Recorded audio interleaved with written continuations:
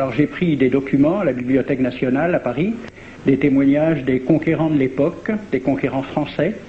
D'abord, des extraits du bréviaire que l'on avait remis aux officiers et soldats qui s'en allaient en Afrique. Cela s'appelait « Aperçu historique, statistique et topographique sur l'état d'Alger ».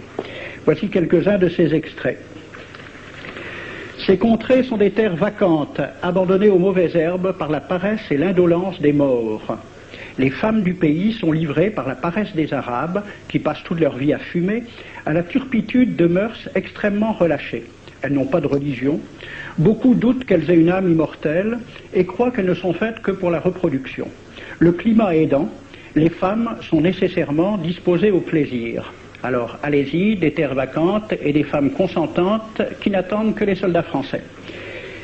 Et puis, à côté, j'ai vu d'autres documents qui marquent l'étonnement des officiers français qui débarquaient en Afrique. C'est Campagne d'Afrique en 1830 par un officier du corps expéditionnaire. Cette terre, qu'on avait présentée comme sauvage et inhabitée, est couverte de jolies maisons de campagne entourées de jardins. Toutes sont bâties sur des hauteurs dont les mouvements onduleux contrastent tout à fait avec l'aridité des côtes de Provence. La végétation y est superbe, et partout des sources et des courants d'eau fécondent la terre. Les fruits y sont en abondance, un grand nombre d'aqueducs amènent les eaux jusqu'à la capitale. Et le maréchal Bugeaud lui-même. J'ai reconnu que l'Algérie produit beaucoup de grains, une immense quantité de bétail. L'immensité des terrains ensemencés atteste l'existence d'une population beaucoup plus nombreuse qu'on ne le pensait. Le commandant Claude-Antoine Rosé, dans Voyage dans la Régence d'Alger en 1833. Presque tous les hommes savent lire et compter. En France, on compte à l'époque 40% d'analphabètes. Ainsi, les soldats qui débarquent sont en général moins instruits que les sauvages qu'ils viennent civiliser. Le ministre de la guerre de l'époque, il s'appelait Girard. Il faut se résigner à refouler au loin, à exterminer même la population indigène. Le ravage, l'incendie, la ruine de l'agriculture sont peut-être les seuls moyens d'établir solidement notre domination. Savary, duc de Rovigo, apportez des têtes, bouchez les conduites d'eau avec la tête du premier bédouin que vous rencontrerez, au nom bien sûr de la civilisation. Christian, dans l'Afrique française, un détachement de l'armée parti d'Alger surprend la tribu désarmée des Olifia et massacre sur le champ tous les hommes, femmes, enfants, sans distinction. On parlera de 12 000 morts. Les troupeaux raflés aux Olifia seront vendus au consul du Danemark. Quant au reste du butin, il fut exposé au marché de Babazoun. On y voyait des bracelets de femmes encore attachés à des poignets coupés et des boucles d'oreilles pendant à des lambeaux de chair, au nom de la civilisation. Le colonel François de Montagnac. Selon moi, toutes les populations qui n'acceptent pas nos conditions doivent être rasées. Tout doit être pris, saccagé, sans distinction d'âge et de sexe. L'herbe ne doit plus pousser là où l'armée française a mis le pied. Saint-Arnaud, il était commandant et c'était aussi un mari très attentionné. Il écrit à sa femme « Chère Louise, je suis bivouaqué par une chaleur de 40 degrés au milieu de 20 villages superbes qui ne se sont jamais bien soumis. Je leur ai donné jusqu'à ce soir pour payer les impôts et les amendes que je leur inflige. S'ils ne s'exécutent pas, j'enverrai 3 colonnes, brûler tout. » En juin 1845, la tribu des Ouled Riha, chassée de ses douars par les détachements incendiaires du colonel Pélissier, se réfugie dans des grottes de montagne. Ordre du maréchal Bugeaud. Si ces gredins se retirent dans leurs cavernes, imitez Cavaignac aux Béha, fumez-les à outrance comme des renards. Voici le récit d'un témoin, français bien sûr. Voir au milieu de la nuit, à la faveur de la lune, un corps de troupes françaises occupé à entretenir un feu infernal. Entendre les sourds gémissements des hommes, des femmes, des enfants et des animaux, le craquement des rochers calcinés s'écroulant. Le matin, quand on chercha à dégager l'entrée des cavernes, gisaient des bœufs, des ânes, des moutons. Parmi les animaux, entassés sous eux, on trouvait des hommes, des femmes, des enfants. J'ai vu un homme mort, le genou à terre, la main crispée sur la corne d'un bœuf.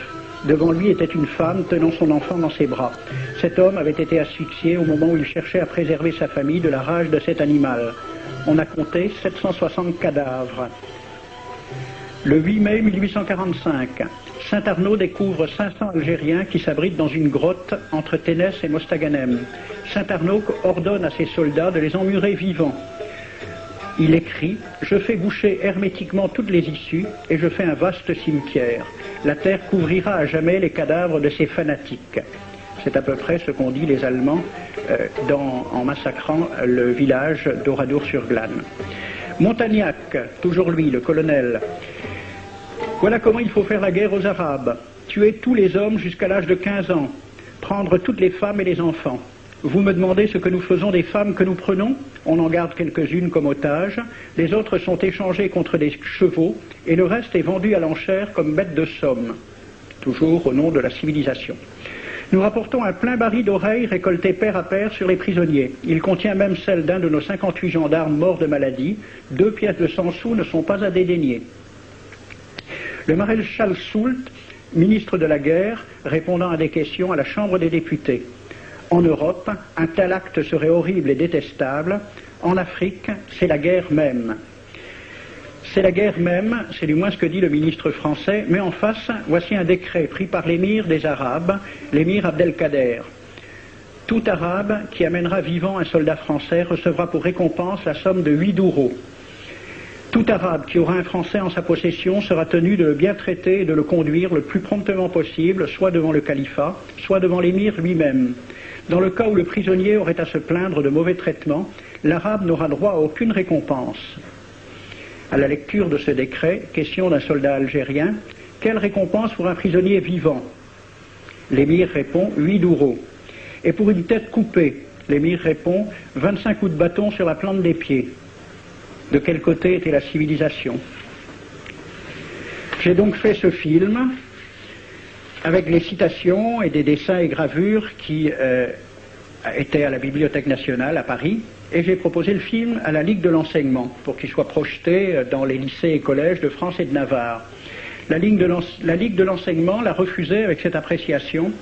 Quoique très correctement réalisé et basé sur des documents indiscutables, ce film va à l'encontre de toutes les idées qui servent de base à l'enseignement de la pénétration française en Afrique du Nord, ce qui rend sa diffusion impossible. C'était reconnaître que l'enseignement n'avait pas pour but l'éducation, c'est-à-dire l'ouverture vers la réalité, mais l'endoctrinement au service d'une idée politique, ici le colonialisme.